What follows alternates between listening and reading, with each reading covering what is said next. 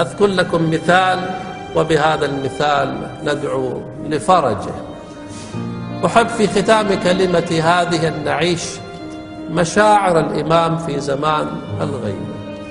تصور إخواني، ظالم غاشم طاغية دخل المنزل، احتل البيت، وثم أخرجك من المنزل وحبس أهلك وعيالك وتسلط عليهم وصار أبا غشوما، وأنت خارج، وأنت ساكن خارج المنزل في حديقة البيت في منطقة خالية، تنظر إلى بيتك المحتل وتنظر إلى أهلك وهم من الشباك ينظرون إليك ويستغيثون بك، يقولون أبتاه انقذنا من شر هذا الظالم، وأنت مغلول اليدين، ماذا سيجري عليك؟ في كل صباح ومساء تنظر تسمع بكاء وأنين زوجتك وأولادك، والظالم يتحكم بهم يضربهم بالسياط، وتسمع التأوه والأنين وأنت مغلول اليدين. تصور ماذا سيجري عليك.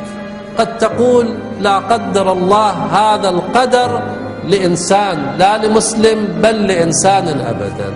أو تعلم أن حال إمام زمانك في كل عصر حال هكذا إنسان. الأرض بيد غيره، الأرض بيد غيره، الفاسدون يعيثون في الأرض فسادا، ونحن كلما امتد بنا الزمان كلما امتد الظلم والجور. إذن الأرض ليست بيده، وأنصاره وأعوانه يستغيثون به. أنا لا أستبعد أن بعض من يقتل في طاعة الله عز وجل، إنسان مصاب بجروح خطيرة بعد الانفجار وهو ينزف دما ويعلم أنه سيموت بعد لحظات، أنا أحتمل أن الكثير منهم يقول يا أبا صالح المهدي أدركني. الذين قتلوا قبل فترة في انفجار جامع براثة في بغداد، هذا الجامع منسوب إليه صلوات الله وسلامه عليه. الذي قتل في هذه الحالة، الذي قتل في مسجد الكوفة والسهل طبيعي في اللحظات الأخيرة من أنفاسه يستغيث بإمام زمانه وهو يسمع ويرى، ولكنه مكتوف اليدين ينتظر فرجه. هذا حاله في زمان الغيبة. هنيئا لمن شاطره همه وغمه.